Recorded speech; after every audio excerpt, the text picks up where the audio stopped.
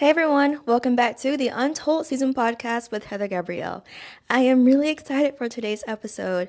I had the pleasure of interviewing this special individual. You may have seen him show off his skills at the University of Alabama and taking them to Germany to try out for Team USA.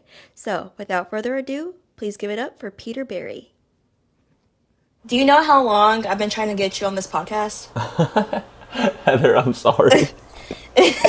I was like, I think last. Did you ever end up speaking to Aaron, my brother, or no? I Was he haven't. not? Okay. No, I didn't end up Yeah. speaking to Aaron. But I was like, how can I get Peter on here? Like, I DM'd him like 3 times. I'm sorry. I know. I've been horrible at communicating, and I've gotten like a lot of messages recently, and I haven't. Yeah, that's on me. That's on me. Yeah, But I'm here. We're here. I know. I can imagine, but how are you? I'm doing well. Yeah, back in Texas, back in the U.S. for a few months. How are you? I'm good. So, should we tell the people how we met? Yeah. Yeah. Okay. It's a very short encounter at Turbo. Saw you, realized you were on, you did a little bit with WVUA, and I was kept looking at, and I saw you before then too. I don't know. It was like at the sanctuary. I saw you. Oh, yeah, I love that Yeah. place. Yeah, I just saw you. I was like, I think that's okay. I don't know. It could be in my mind. That's like a turbo. I was like, that is the dude that we interviewed. And so I was like, I don't know if I should say hey or be like hi. I don't know. I was a little nervous, but I was like, let me just do it. My dog gave me some encouragement. Yeah. So yeah. Shout out Turbo, Tuscaloosa. I know. And I told my mom, I was like, I think when you were like trying to pet champion, I thought you were going for a handshake, and I went, hey, I think you were Wait, trying to, actually, I don't remember yes, that. yeah, you were trying to pet Oh champion. I was no. like, hey, how are you? And I realized, like, Yeah. oh, you were trying to pet champion. I love dogs, so I'm like a dog person, and growing up, we had so many animals in the house. So no, Yeah. that's funny though. Yeah, but so you were working with? I didn't even realize you were working with. Wait, what is it, VUA? WVUA? Yeah. Yeah, At the yeah. time, I didn't, but I remember like my brother and I doing that interview and watching the segment. So that's cool though. Small world. Yeah, that's It's awesome. small world, yeah. I was like, oh my gosh, that's Peter. And then like I told my nail tech everything about what I'm up to. And Yeah. so she's like, so who are you interviewing next? I was like, oh, this dude named Peter Barry. He played here at UA. And she's like, who's Peter? And I showed your picture. She goes, he's cute. And I was like, I think he's taken, but I don't I was like, I think he's taken, girl. But yeah, That's funny. I thought that was so funny. Nail tech. But yeah, so you're in Texas right now? Yeah. Yeah, back in Texas, and I'm here. The season starts back up in October, so I have a few months here training during the off season and just kind of enjoying being back in the US, to be honest. Yeah, so what's the most Texas thing about you? Oh, I feel like okay, when I got to college, everyone kind of made this joke. There's like a stereotype that like people from Texas think it's like its own country. Okay. And I would low-key say that is true, like how I think. Like I think Texas is just like its own place. And maybe that's the most Texas thing about me. But I love going, like I love Texas barbecue. Love going to the rodeos, livestock shows. Right now I'm living in Fort Worth with my girlfriend, and um, they have like this place called the Stockyards, Mm-hmm. and it's like a really cool going out scene, but it's very Western, like that kind of vibe, and I love that. So I don't know. That I love that. I've been to San Antonio one time, and I love San Antonio.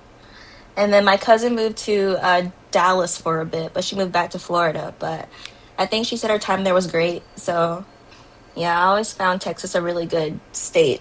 I guess Yeah, I think everything's there's like different things about each city. So yeah. depending on kind of what you're looking for, you can find a place to live, I guess. Yeah. Night is it really nice city life there? Well, I would nightlife? say, yeah, Yeah. like people think that a lot of people like when I would go to Chicago when I was younger for like their rehab, like after my accident, People thought that I woke up with like roosters and cows in my room, Yeah, and yeah, like I yeah. rode a horse to school. But I'm from Houston in the city, and yeah, it's just pretty normal stuff. But it can't you can't get lost in it. It's like they're big cities, and you can kind of feel lost. So it's good to know people. Yeah, Yeah, yeah, yeah. So, can you tell us a little bit about your experience playing wheelchair basketball at UA? yeah. Well, so as you know, yeah, I played wheelchair basketball at UA with Adapted Athletics, Alabama Adapted Athletics for 5 years. I got my master's degree, so I had, and I came in during COVID, so I had like that fifth year of eligibility, um, and I'd say I have nothing but love for Alabama wheelchair basketball. It helped turn me into the player I am today. It helped my development, and not only that, but it Alabama also is the only university in the country to have a facility dedicated towards adapted athletics. Hmm. There's no other school in the country that has its own adapted athletics facilities for wheelchair basketball, wheelchair tennis, women's wheelchair basketball, whatever the case may be. And so that was like a unique experience that I got to have committing to Alabama. And the last thing I'll say is it's very family oriented. So like stepping into the arena every single morning, I was surrounded by people who were kind of invested in my success just as much as their own, and even when it was like an inconvenience for them, like everyone shows up. So yeah, I mean, I got nothing but good stuff to say about Alabama. What's been like the most important factor that you've seen that may helped you grow as an athlete?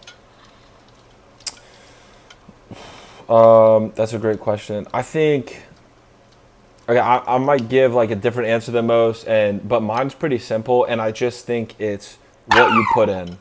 Oh, that's a. Oh, I think it's just more about what you put in. one sec. Oh No, my no, that's okay. I had champion. to get my dog to stop barking before this meeting Oh, too. and I knew he was gonna do that too. Yeah, no, it's okay. Wait, what type of dog is he? Malshipu. Oh, okay, So Maltese, Shih Tzu, and Poodle. oh wow, he's a little smaller, I guess. Yes, gosh, he's Yeah. a piece of work. But yeah, but you were saying about what are you saying? Oh no, I think what your question was, what was like the factor that helped me improve the most as a player? Yeah, what's been the most important factor in your growth as a player? Yeah. I would say the time and energy that you put in. Mm, Like for I don't know what I think. Yeah, maybe I don't know what everyone's answers would be to this, but for me, it's the effort and the time that you put in and dedicate towards your craft. I'm a firm believer in like you get what you give, and and especially when it comes to sports. mm-hmm. So hours put in, time put in, energy and focus put in. So that includes like, getting your sleep, diet, getting your keeping your grades good so that you can continue to play on the court in college at least. So yeah, that's why I say what you put in, just the energy and focus you give your craft. Yeah. So, what do you think wheelchair basketball gave you that no other sport could have? Ooh, um, ooh, I feel like it's a lot. Well, number one, experiences. Like I've been able to travel all over the world because of wheelchair basketball, and that's been one of the coolest things that I've ever received from playing the sport. Something that no other sport could give me. I think, to be honest, the Mm, community of wheelchair basketball, like being surrounded by like-minded individuals who are not only incredible at their sport at wheelchair basketball, but also like go through the same struggles as that I do every single day, and everyone has like a story to tell. So true. I'd say the community by far is something that I couldn't get anywhere else in the world. Yeah, absolutely. Because I know the last time we talked, you were going to Australia to train, and I was so jealous. I'm like, you're going to freaking Australia? Yeah. How long did you stay there?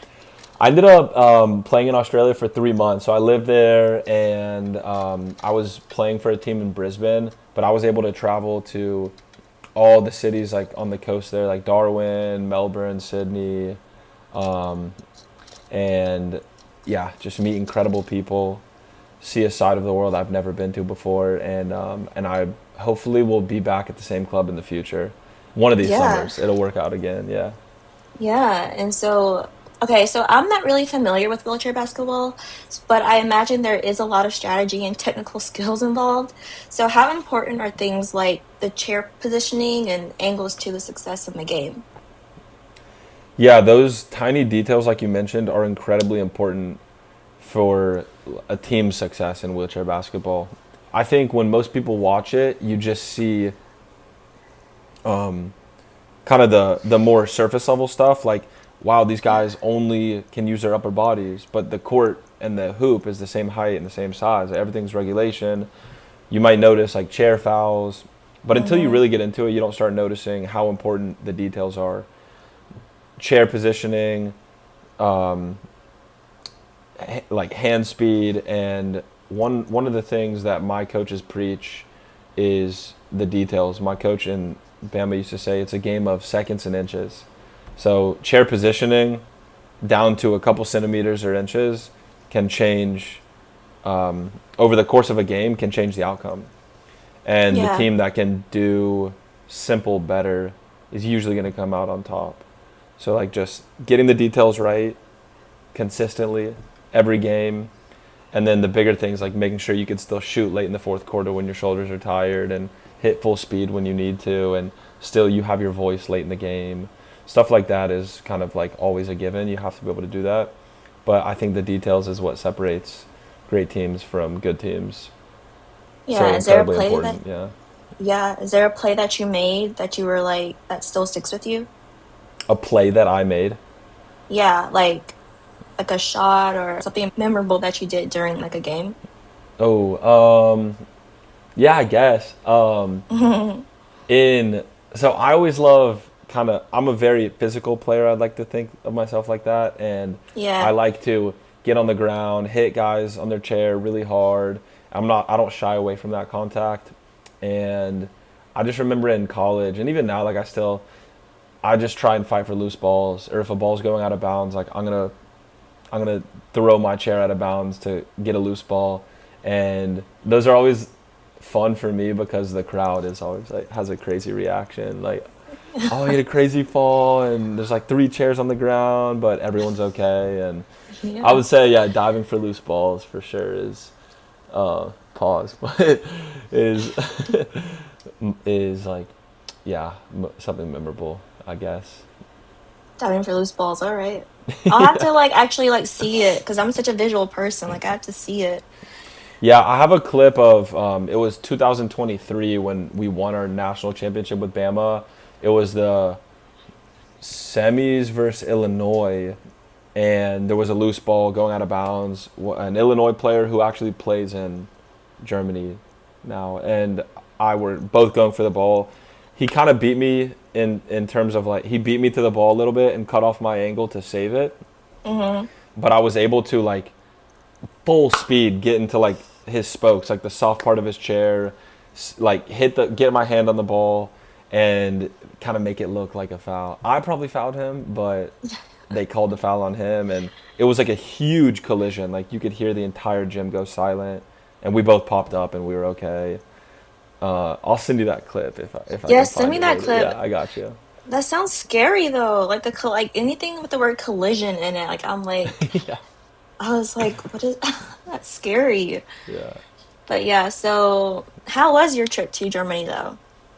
Germany's been great. I lived there for like 8 months almost this past season, and I was in the U.S. 2 or 3 times in between that,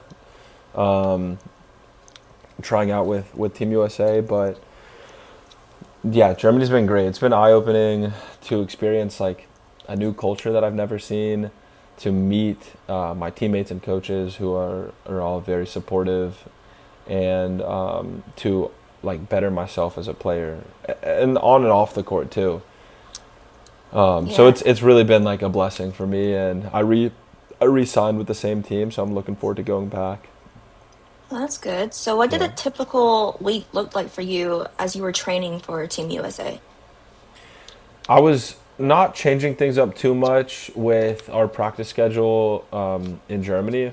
So I'd be in Mm-hmm. Germany, and every morning, like Monday through Friday, we have open gym. So we'll like do players will go in there and get shots up, get their stretches in. Maybe sometimes we'll get one-on-one it, like run 1v1s and do some cardio that way, or like shooting competitions with guys. Other than that, we'll go back on like half the week for 2-a-days. So we have night sessions, and that's team practice. So it's a lot of sessions during the week. We're playing every Saturday, so you're always seeing a new opponent, having to adjust your game strategy. Um, and other than that, I was doing our Team USA coaches will send us lifts, like they create a split for us. We're checking in monthly about diet, sleep, how we're feeling on and off the court. And other than that, I was trying to not focus on it too much mentally up here. Just kind of take things as they come, and kind of stay like in that grind mentality, and without getting stressed out. Yeah. Yeah, I can imagine though, like just like a lot of pressure in that kind of situation. You're like training really hard, and I feel like most of it is mental. Would you agree? Like mentally more than physically training for stuff like that? I would totally agree. Yeah, I would agree. I think your mind is like your sharpest weapon that you have, and yeah, I would agree. Yeah. Well, did you at least have a little bit of fun while you were there besides training though in Germany? I did have fun. Yeah, I got lucky. Like, my teammates are really cool guys, and we all kind of have the same goals. It's to play on our respective national teams.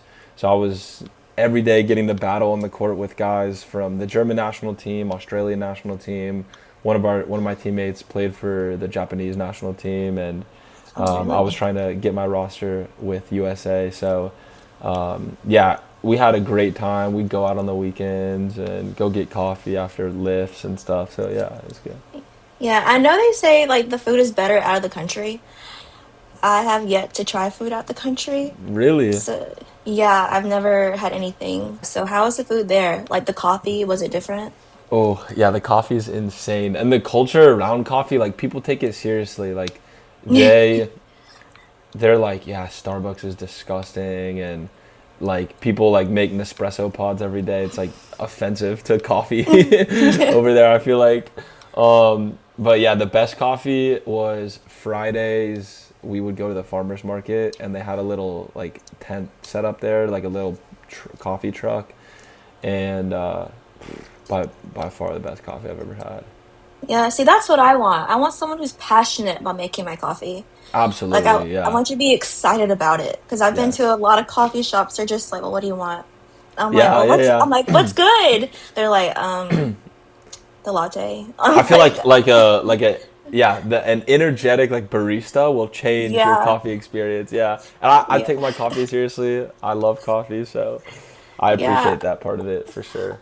I do. They're like, "Oh yeah, I can add this for you." I said, "Oh, thank you." I'm like, Yeah, like I'm definitely gonna give you a tip now yeah, because yeah, yeah. yeah, but I'm like, I haven't had anyone that's that excited about it yet. And I think I might I think I might invest in a coffee maker just because like they haven't been making my drinks right. And I'm Yeah, paying a lot of money for it. I know, I know. Well, Like one of my nine friends, bucks. she, yeah, no, don't even get me started. It's crazy. But one of my friends bought like she has like a whole coffee table like in college. Like she had her whole setup, like homemade syrup Yeah, and yeah, I feel like that's the way to go. Down the line, I'll probably invest myself, but I'm moving too much right now for that. that's true. Like, and some days I get too lazy to. I'm like, I'll just go. But it makes no sense for me to just be like I'm lazy because I drive 10 minutes to go get me a coffee, which when I could just Yeah. just order it on Amazon and make it here. But yeah, I'm just backwards. But yeah, from your experience, are there like aspects of disability that you wish people understood better or talked about more openly? Yeah, that's actually a really great question. And when I was overseas, like I've been getting into more content creation and posting a little bit Mhm. more, and Yeah, I that's haven't something seen you. yeah, yeah. Well, that's something I kind of talk about from time to time is um, I want to bridge the gap, like on my social media platform. I want to kind of bridge the gap between like the adapted community and like the wheelchair world, so to speak, with people who like just able-bodied, everyday normal people, all my friends that I grew up with who might not understand what goes into my day behind the scenes. Yeah. And so exposing some of those, like even last night I had a thought of like it takes a lot of effort and energy to, like when I travel, I got to think about what the shower looks like amongst 50 other things that um, I don't speak for everyone, but most people don't just like worry about or have to think about necessarily. And I'd say it's like to answer your question, um, the kind of things that go on behind the scenes, like it's just not easy for me to show up every day. Mm-hmm. That's not Yeah. guaranteed. And I don't say that to like make anyone feel bad about their abilities, and nor do I say it for pity, right? But it's more of just like a reality. It's just like a true reality. Um, I don't know if that answers your question a little bit, but No, yeah, it does. It yeah, does. Yeah, like told you before, like your story was very inspiring, and I wanted to, with this interview, I didn't, as you see, I didn't really ask you a lot of questions about that because I know there's, even though your story is a big part of you, I just know there's more that I want to share with you. Well, I want people to see because I know, yeah, I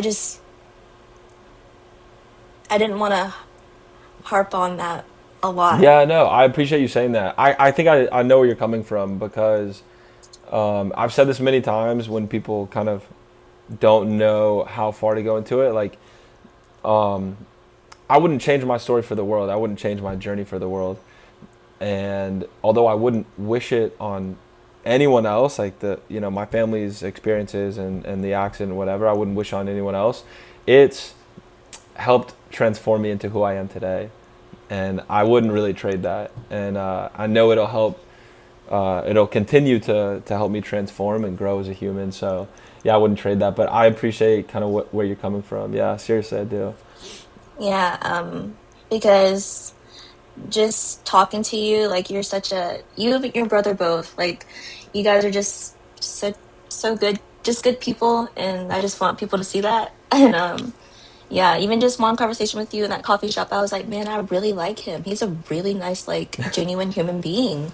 Thank you. Yeah, And likewise. Yeah, yeah, seriously. yeah. No, like I'm like, man, like I always keep up with you on the socials. Like I see you like, doing your thing, and I'm like, man, like he's definitely like really killing it out here, and it's just really good to see. Appreciate that. Thank you. And yeah, and I hope we stay in touch too. So don't be a stranger. Oh yeah, no, of course not. And same for you. Like if you, yeah, yeah. I was glad when Yeah, you reached back out about the podcast. I was like, shoot, I didn't even totally forgot about that. yeah. I was honestly, I was like, I hope I'm not annoying this dude too much. I was like, if I'm, Never.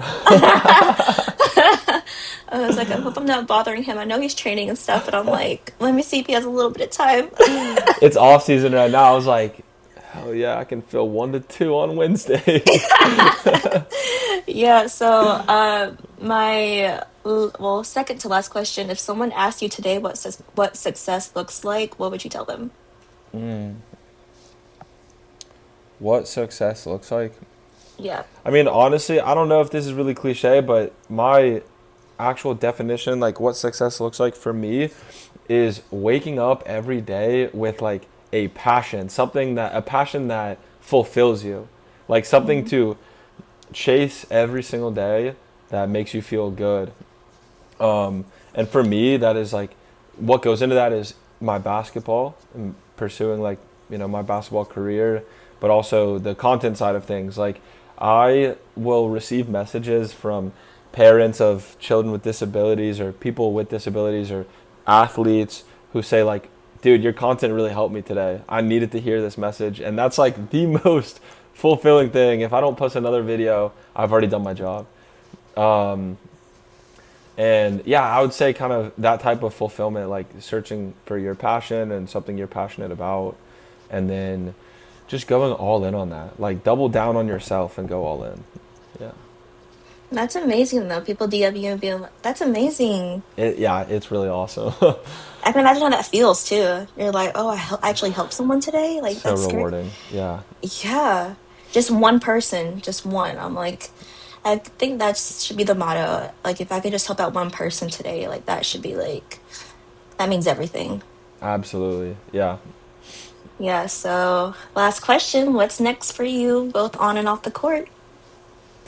What's next? Well, I'm gonna get back to Germany. I'm looking forward to another season with the same club in Hanover. Hanover United is the name of my club in Germany. If anyone wants to go look us up or watch some YouTube. Um, and I'm just gonna, yeah, keep sharing my message, sharing my journey on and off the court, what it's like to live as an American in Germany, what playing pro wheelchair basketball looks like, what it's like to live with a physical disability, and see where it, see what comes of it. Continue to help people, but also, other than that, U.S. tryouts again. So I was recently cut from Team USA a few, like 2 months ago. It was second round of tryouts for World Championships. And Mm. so we have another round of tryouts coming up in January 27 for another tournament. But as of right now, moving forward, my goal is, in terms of basketball, is LA. So I want to play in the Paralympics in LA 2028. That's my goal. That's why I'm in Germany, getting better every single day. That's why I've committed to that, even being so far away from family and friends.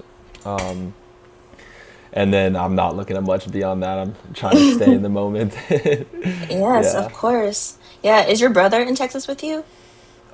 He's in Alabama. He's actually in Tuscaloosa right now, and he's just finishing up, and I think his lease is up soon. So, Um, yeah.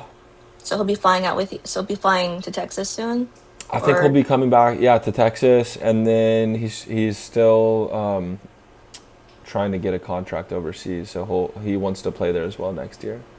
oh, that's awesome. Yeah. Yeah, I'll wish him the best. And if your Aaron watches this, hey Aaron. Yeah. What's up, bro?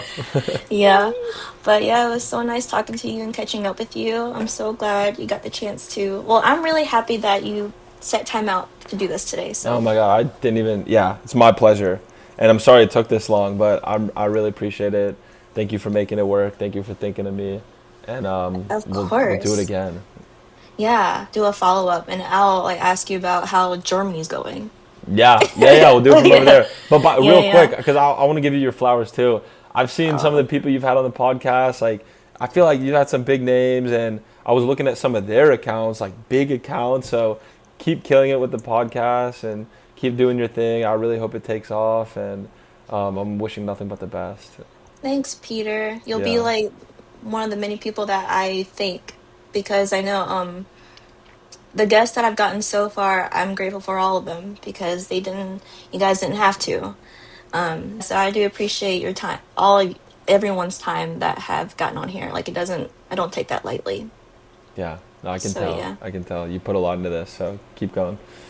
yeah, editing all of it, posting. Whew. I know. I can't imagine a podcast. I'm trying to get together a 5 minute video later today. I'm like, damn. Yeah, well, we talked for about 30 minutes, so let's see how.